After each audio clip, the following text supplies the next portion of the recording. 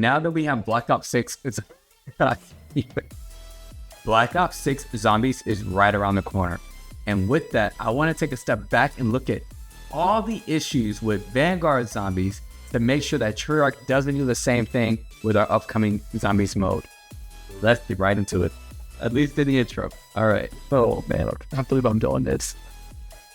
Oh, I feel the laughter in my face. With Vanguard, Treyarch did a lot of things. It took a lot of risks that many of the community didn't like. And I want to be able to discuss all of those things today with you guys. But one thing I want to do first is just kind of go through a quick speed run of what they jacked up from the start of the game. And then I want to start getting into my actual thoughts and opinions. Let me know in the comment section down below, as you guys watch this video, what other concerns did you have for Vanguard Zombies? Did you even play Vanguard Zombies? And lastly, did you actually enjoy any pieces of Vanguard Zombies? Don't worry, I will have my video on the... Don't worry, I will have a video on all the good things that I think Treyarch did right with Vanguard Zombies, which I'm sure would be very controversial anyway. But with that, let's get into that quick speed run. Just at launch, there was no wonder weapons. We also had no Easter eggs or main quests live at all during that time. There was no pause feature. They ended up adding a pause feature later on, but the pause feature only allowed you to be able to pause for 2 hours at a time.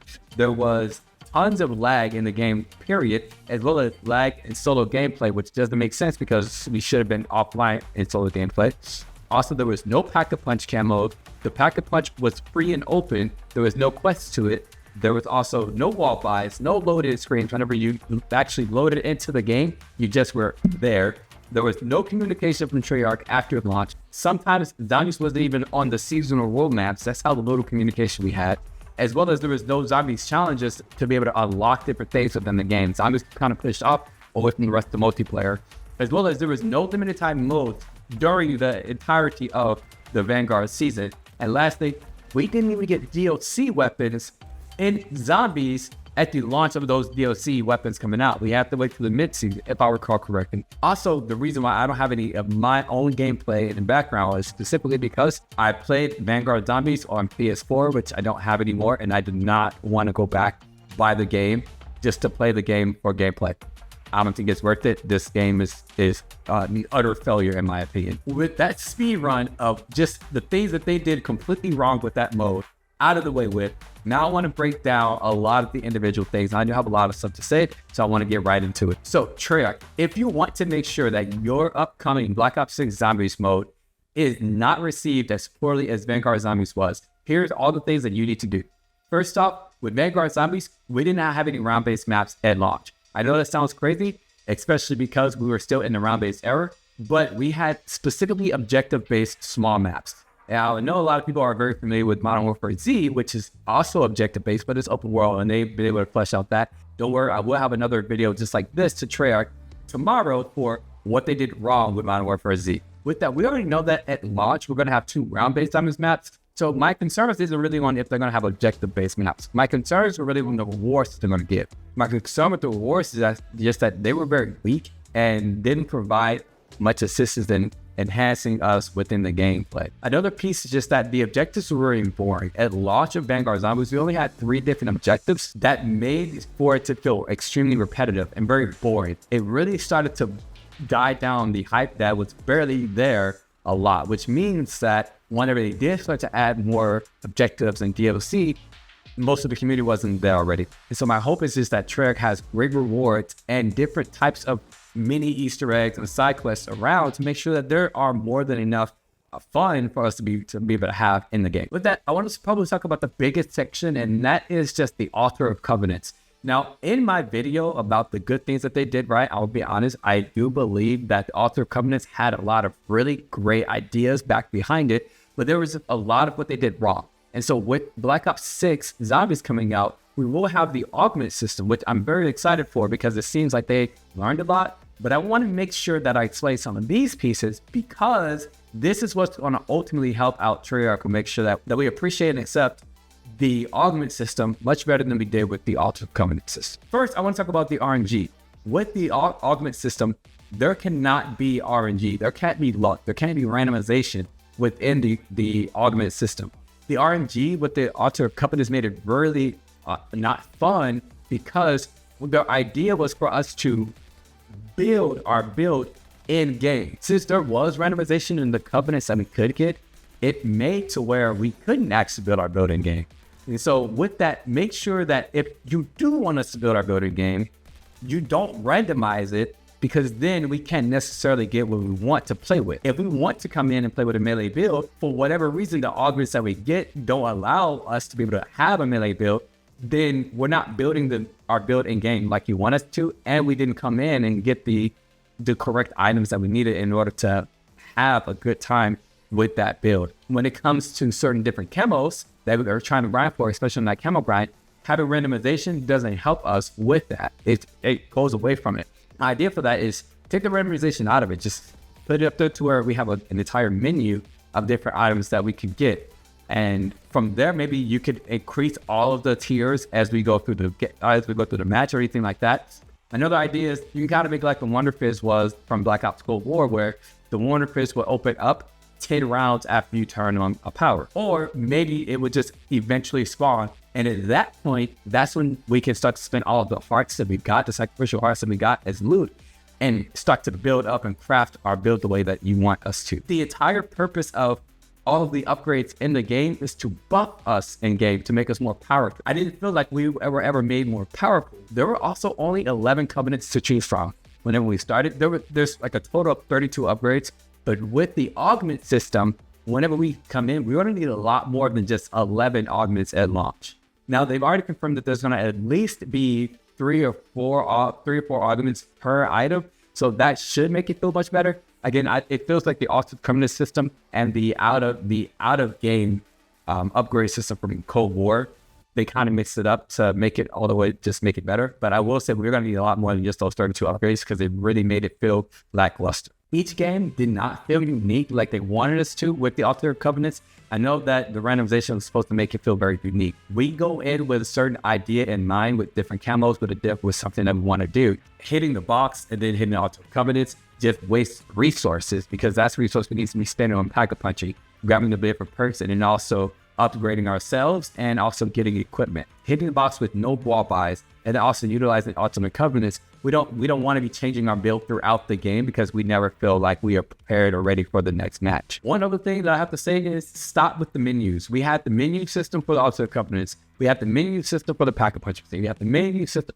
Stop with all the different menus. We should be just get in, grab what we want, and get out. I understand that there was a menu system for the Altar Covenants, but when it comes to the augments, try to minimize it as much as we can, or make it as quick as we can, or maybe make it like it was in Black Ops Cold War in the Forsaken map, where the Pack-a-Punch and the Trial Machine were all in an area that had limited time, but there was no zombies there. That makes a lot of sense, because then we can at least go there, we can grab what we need to grab out of the augments. But as we see right now, the augment system is kind of just out right next to Pack-a-Punch. So that's going to kind of be very frustrating, especially when I even near the augment system, to be able to get away from zombies. So I want to talk briefly about the camos in the game. I just say, obviously, there was no Pack-a-Punch camos at launch, but also we had no real blueprints either. No good camos that we got. The mastery camos didn't move at all. They were just static camos, and the camos looked disgusting as well. I felt like the first and second level mastery camos looked much better than that green tiger mastery camo. It would have looked a lot better if it had moved. And also the camos didn't even glow, so it wasn't anything to feel good about. I actually did the camo grind to get that mastery camo. The sad part is none of the camos from Vanguard Zombies was able to be played with in Warzone.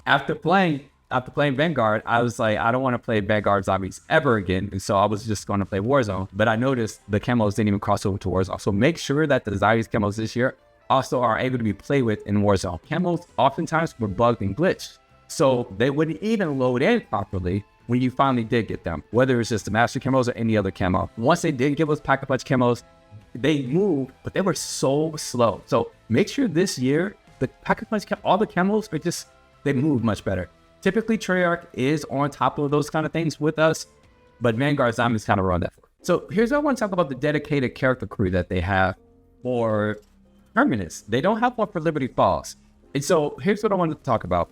One, make sure to give us a dedicated crew for the rest of the DLC maps, but also two, with all those dedicated characters in Vanguard Zombies, the characters that they did have who weren't a dedicated crew, they did have their little quips and things like that. They didn't interact amongst each other. And so my hope with this dedicated crew is that they truly have good interaction. Not that they're talking over each other and saying different things. One character should be able to say something about the environment, and the other character should be able to respond based on what that character said. It shouldn't just be random lines that they say at the same time. A second hope is that even though I kind of did like the fact that they had interactive field upgrades, because if you don't remember, Vanguard had interactive field upgrades that were actual gods that would speak to you, whether you were using them or not. It was cool at first, I think like the first hour or so of playing Vanguard Zombies, but afterwards, the clips that they said just got very repetitive, very boring. They actually still had no personality. It felt like all of the gods were the same exact god, just speaking on different field upgrades about different things. Well, speaking of field upgrades, we didn't have Healing Gore at launch. I'm glad that we have Healing Gore at launch at this point in time for Black Ops 6 Zombies. We don't ever do that. Don't do that again. The enemies in Vanguard Zombies were lackluster. I will say that the Boom Shriers were probably the worst, because the Boom Shriers would pop up on you. If you were standing somewhere, that's where they would stay. They might just spawn on you and they would immediately explode, which would typically knock you because their damage was so large when they would explode on you. So let's make sure that whatever enemies we have, whether it's the spiders or enemies in the future, that they cannot spawn on top of you and also insta kill you or insta down you. Also, we are tired of menuless. Now I know in Vanguard Zombies we had the Stormcreaker. That's the same exact thing. It shoots bullets at you instead of just shoots a blast, right? If you are going to give us another enemy who shoots at us like the Mangler, but elsewhere, otherwise, don't give them bullets. 1. And 2, the Stormcreaker could snipe you from across the map without you even knowing that they were there. I will say that the Stormcreakers kind of feel like Modern Warfare Zombies, the AI. It feels like the mercs in Modern Warfare Zombies, where they could just shoot you from wherever you not really realize. The difference between the mercs is that the mercs would do a lot of flinch damage at first, just to kind of let you know. And so if you do something like that, just make sure If you do something like that, just make sure that at least it does some sort of flinch to you first instead of instantly melting your armor. Zombies in Vanguard didn't move. If you weren't doing an active objective, they didn't move. 5 or 6 zombies would spawn in different areas and they just stand there. When you went to them, if you didn't hit one, they would still just stand there. Make zombies move. Here's what I'm going to talk a little bit about the weapons. So as I said before, there were no wall buys. So we had to heavily rely on the weapons that we brought in and the mystery box. Now, I will say, this time we did spend the mystery box a lot more often because we were trying to get more rare weapons, because rarity was so hard to upgrade within the game. The mystery box's weapons were very weak. They typically had very little attachments or garbage attachments as well. Obviously, we didn't have any wonder weapons at launch, so there was no wonder weapons in the mystery box until we did get wonder weapons. And at that point, the wonder weapons were extremely rare because there were so many weapons in Vanguard Zombies. The cost was very high. We couldn't punch the box in order to allow our friends to grab the weapons, since we had very little time before we went on to the next objective, which we could wait until we go on to the next objective. But if we wait and we just be sitting there zombie list, not doing anything, we would actually have to just sit there, hit the box, hit the box, hit the box, hit the box, hit the box, hit the box. And we would get garbage weapons, and we would get the same weapons over and over. So a lot of times it made for, once again, us not being able to play with the intention that we had when we came into it's a game. Meaning that we're not playing the game as they wanted us to by building our build during the game because there was so much RNG. So here's what I want to talk about: the match design. Now, first I want to talk about exfilling, because exfilling within the game was very lackluster at times. Treyarch designed the overall match to last about 20 minutes at a time, which I understand in Cold War, it'd be about 20 minutes before the exfil would spawn, and you can choose to go exfil it for every 5 rounds. This one, you can kind of tell that it was built to be very short. You could exfil after 4 objectives, but after 4 objectives, you haven't even opened up the entire map. You can't even open up the entire map within 4 objectives. In Black Ops Cold War, you could actually open up the entire map within your first 10 rounds before the exfil shows up. Matches were only truly built to be 20 minutes.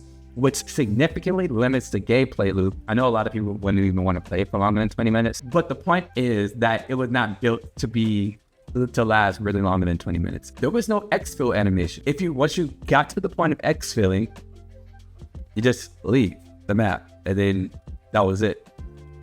No emerging at all. Depending on where you exfil from, because it depends on which areas you had open. If you exfil from one area, you might have almost no zombies, no difficulty, no challenge at all with the exfil process. You just hit the radio, and you just walk straight over there, and then you wait to just leave. Or depending on where you are on the map, you might have to go through the worst amount of enemies, the worst amount of bosses, and have a complete challenge where you don't make it because of the tight war corridors of the stairs where you can't really continue to go around. So depending on where you were, depending on where you would exfil. I'm sure there's going to be one exfil location within Black Ops 6 Zombies.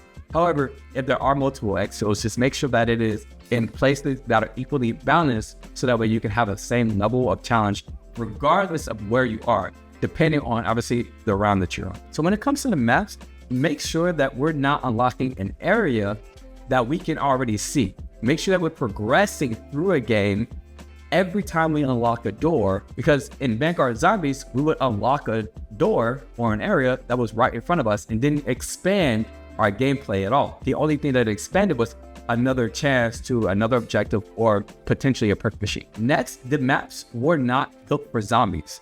They might have changed the aura, they might have changed the environment, the skybox, turned down the lights, things like that, but all of the maps that we got in Vanguard were literally Vanguard MP maps. We did get a little section of Shi No Numa as well to play one objective on, and then eventually, I'm going to talk about the DLC here shortly, but eventually we did get full DLC maps and things like that. Make sure that the maps are fully built only for zombies. And then lastly, the individual map sounds, there was a lot of them from Cold War, specifically the sound whenever we would transfer from one objective to the main area of the main area to a different objective.